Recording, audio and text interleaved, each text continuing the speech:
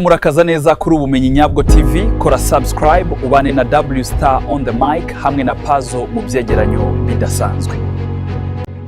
Yes, murakaza neza mu byegeranyo bidasanzwe, nakika gukanda subscribe nta mbaraga bisaba pe. Twajya mu kiganiro cyacu cya Shadipo. Yes, wongeye kuvuga muri kano kanya, uhereye ku muhinzi urimo guhinga hasi y'umurutoki rwe, ukazamuka ukagera ku mushumba urimo kuragira inka ze inyagatare, ukazamuka ukagera ku muntu urimo uracuruza ese umushoramari w'umukire uri hejuru mu itaje urimo urasaba amafaranga. Nta muntu utamuzi uyu muntu. Mvuze ko nta muntu utamuzi ntabwo naba nibeshye. Igisubizo ni yego, ntabwo naba nibeshye. Ubwo ubaye utamuzi bishatse kuvuga ngo mfutse ejo bundi singiye kukubeshya pe. Byaba byiza ubwiye wari bagukora isabukuru y'umunsi umwe cyangwa se umwaka umwe umaze kwisiga ko mfutse ejo bundi. Yego mwabitekereje neza cyane. Ubwo ni Shadipo muri kano kanya tugiye kuvugaho. Amazina yiswe n'ababyeyi bamwita Mbabazi Shadi. Ayo niyo mazina yiswe n'ababyeyi be.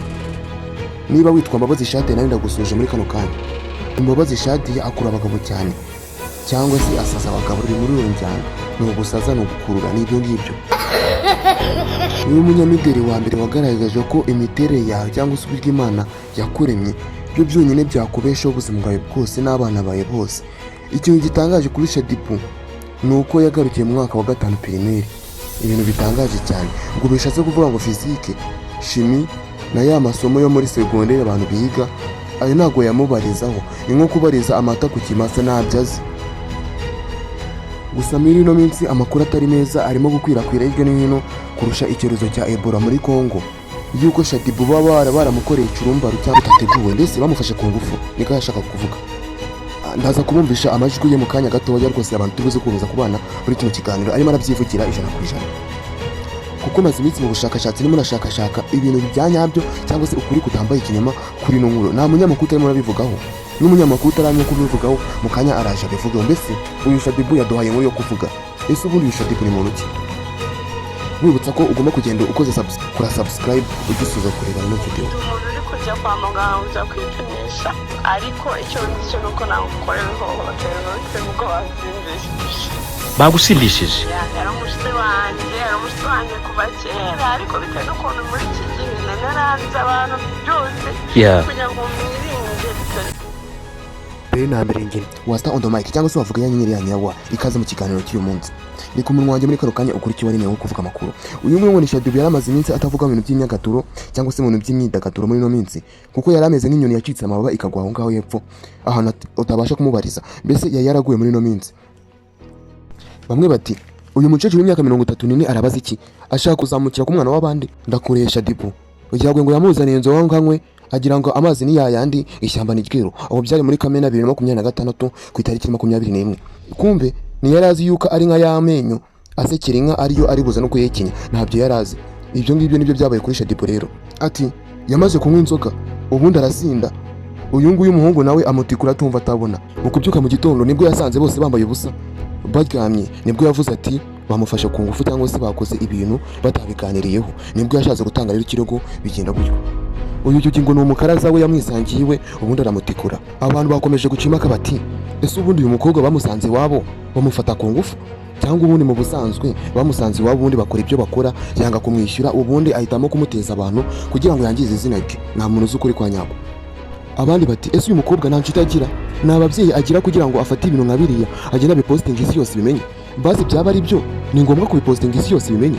Ati hano hantu hari ikintu kihishemo. Zuko nkuko batanga ikirego kuri polisi cyangwa se kuri RIB. Ati RIB rwose igenda ibigenzure maho ngo harimo ikintu kihishemo, hari ikintu kiragamije apana gutanga ikirego.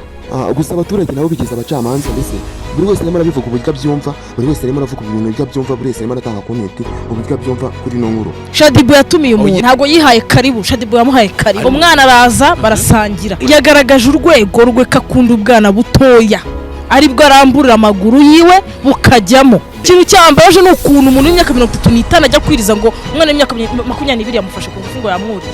Abandi bati akanga agakino bakinye kugira ngo abanyamakuru bose batangire kubavugaho ubundi baba ibyamamare. Kubona batabiza ari abantu bakora bino bintu kugira ngo abantu bose bavugeho ubundi baba ibyamamare. Mbese muri showbiz abari bo bonyine bavugaho kugira ngo babe ibyamamare. Abandi bati ashobora kuba yaramuhaye ku nyama shunaho nyuma undi nawe arashyokirwa agaruka gushuna ku nyama bwa kabiri biza kuba nabi. Ikintu kibabaje cyane bashengura umutima nuko Shadipo avuga ko yari no mu bibada, mbese yari ari mu mihango. Yugi nawe ati ngewe n'ikibada sinyihereza ndaratatata wa mugani wa Dizdora.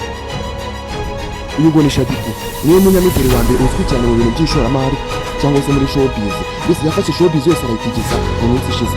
Niwe munyarwandakazi ufite abantu benshi mu mufollowing ku rubuga rwe rwa Instagram kuko afite miliyoni 1.2. Uretse nka nyiricyubahiro Perezida Paul Kagame ufite miliyoni 1.4 zirenga, naho na Bruce Melody nawe afite miliyoni 1.2 zirenga.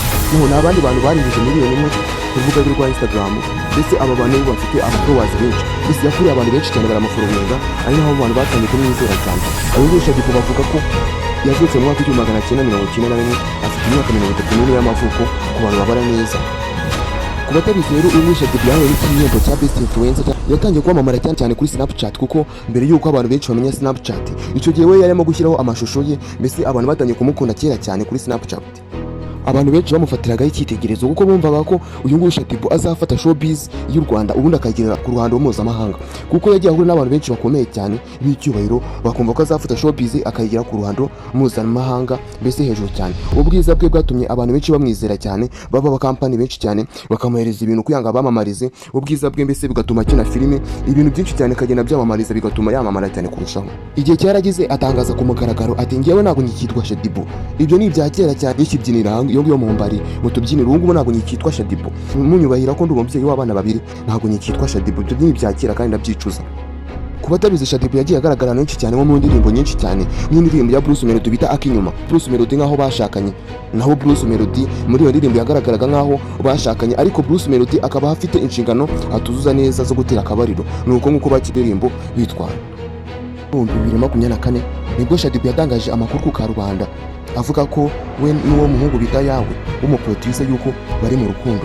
Ku batamuzi, Yawe ni umuproducer ukora imiziki irenze cyane kuko biragoye kubona indirimbo nziza itarakozwe na Yawe. Mbese Yawe ni icyamamare cyane. Bamwe bati nagahomamunwa n'abakecuru b'imyaka 34 se bajya mu rukundo.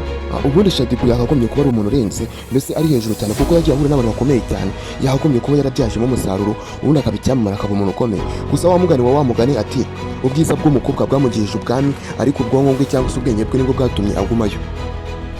Nubwo disi bigaragaraga ko mu minsi yashize yatigishije imyidagaduro yo mu Rwanda mbese 100%, bagaragaza ko uko ibintu akora ari umuntu wagarukiye mu mwaka wa 5 primaire. Nubwo disi bigaragara ko mu minsi yashize yatigishije imyidagaduro yo mu Rwanda mbese 100%, gusa ibintu akora koko bigaragaza ko yagarukiye mu mwaka wa 5 primaire. Amashusho ashyira hanze yambaye hafi ya nabyo, kuko abantu bagaragaza ko ashobora kuba akina filime za demokarasi, abantu batabizi. Gusa we abihakana yivuye kure ati oya, igisubizo ni oya, ntabwo abikora. Ati ayo mashusho berekanye ntabwo ariyo kuko ibyo bintu ntabwo nigeze mbikora.